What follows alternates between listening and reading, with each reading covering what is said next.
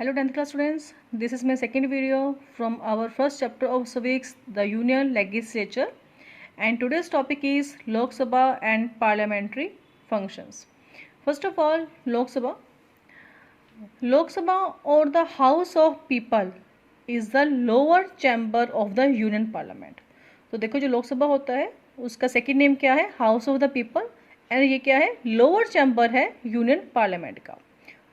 Two chambers होते हैं union parliament के, एक होता है लोकसभा, एक होता है राज्यसभा। तो लोकसभा जो है वो लोअर चैम्बर है, हाउस ऑफ द पीपल है ये of the union parliament. The people of our country whose age is 18 years and above elect its member directly. तो देखो जो हमारी कंट्री के जो लोग हैं जिनकी एज 18 ईयर्स है या फिर अबव है, 18 ईयर्स और अबव है, वो लोकसभा के मेंबर्स को डायरेक्टली इलेक्ट करते हैं, मीन्स डायरेक्ट इलेक्शंस होते हैं and then we elect the members of the Lok Sabha. अब now next topic is the term. अब लोकसभा के जो मेंबर्स हैं उनकी टर्म कितनी होती है? The normal term of the Lok Sabha is 5 years. सभी को पता है कि 5 ईयर्स के बाद इलेक्शन होते हैं लोकसभा के।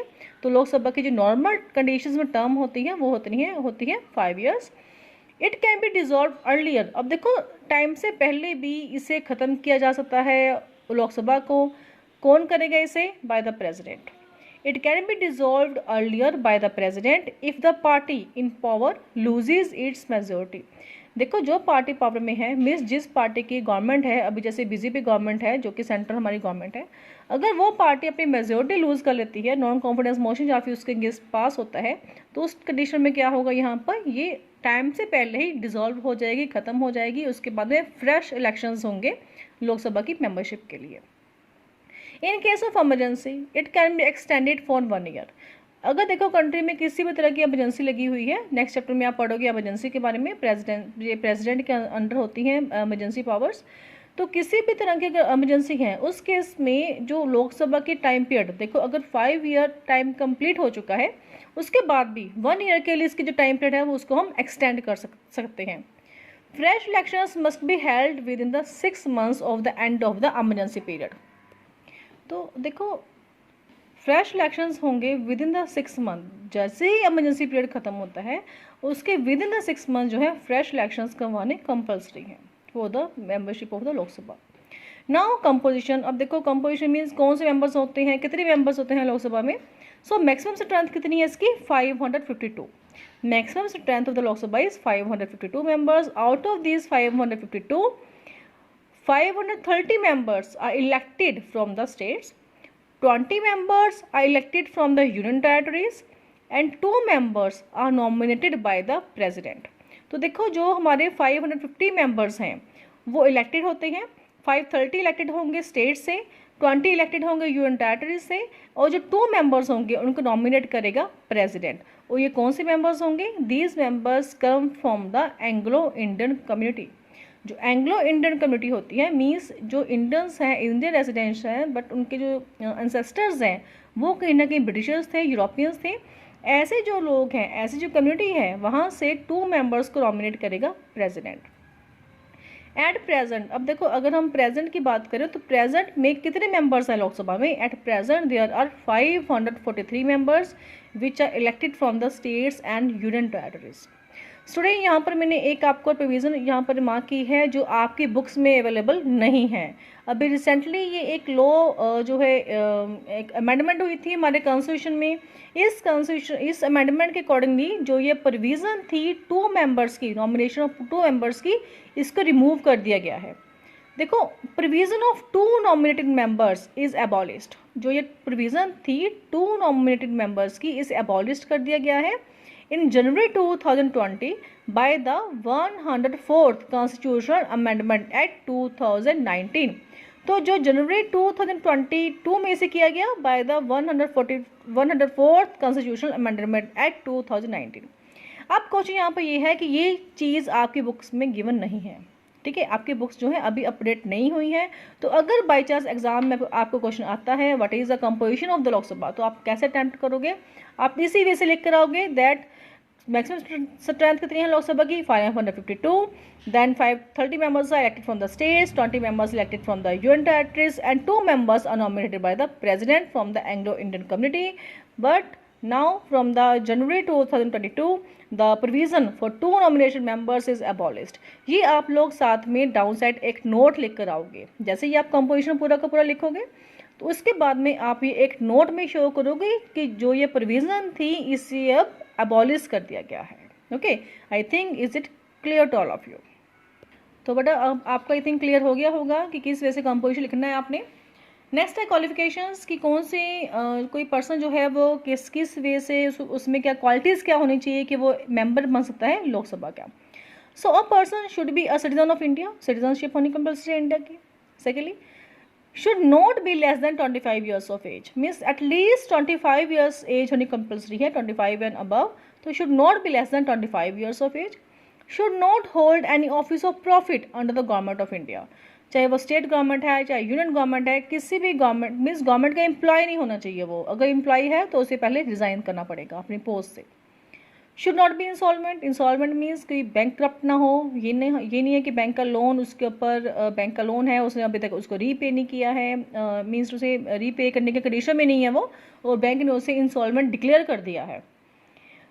Name should be registered in the voters list of the parliamentary constituencies. तो जो पार्लियामेंट्री कॉन्स्टिट्यूएंसीज क्या होती हैं कि हमारी कंट्री को डिवाइड किया गया है for the Lok Sabha election in the various areas, तो ये होती हैं कॉन्स्टिट्यूएंसीज। तो किसी भी कॉन्स्टिट्यूएंसी में उसका जो वोटर्स लिस्ट में नेम होना रजिस्टर्ड होना कंपल्सरी है। So these are the qualifications to be a member of the Lok Sabha.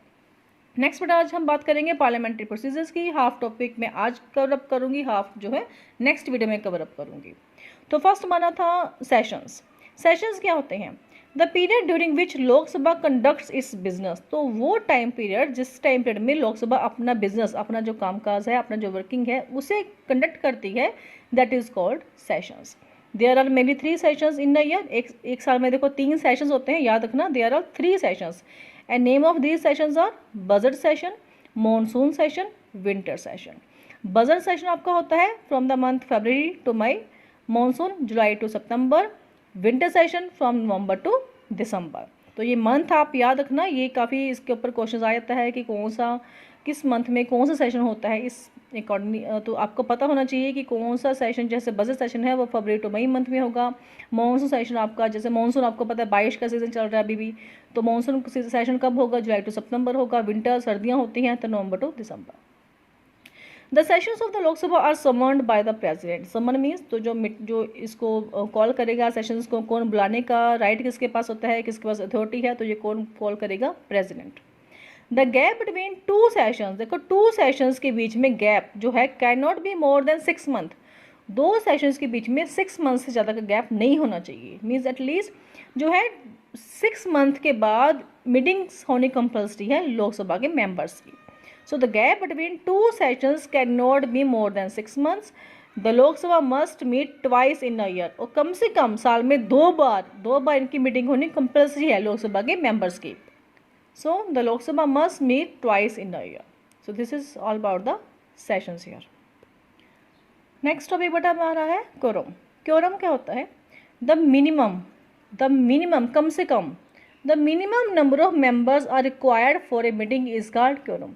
तो लोकसभा की मीटिंग के लिए जब लोकसभा के मेंबर्स की मीटिंग होने जा रही है तो कम से कम कितने मेंबर्स होने कंपल्सरी है ताकि उसकी जो मीटिंग्स है वो कंडक्ट हो सके।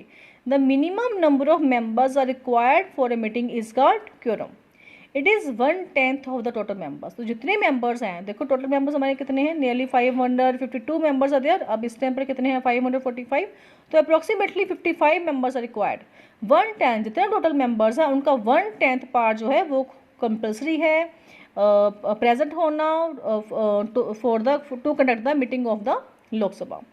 If quorum is not met, अगर देखो रिक्वायर्ड क्योरम नहीं है, 55 में से अगर 45 मेंबर्स ही होते हैं, रिक्वायर्ड क्योरम अवेलेबल नहीं है, the speaker can adjourn the meeting. Speaker क्या है? मीटिंग को कैंसिल कर देगा, उसी टाइम पर वो मीटिंग जो है आगे उसका जो बिजनेस है लोकसभा का वो कंडक्ट नहीं होगा।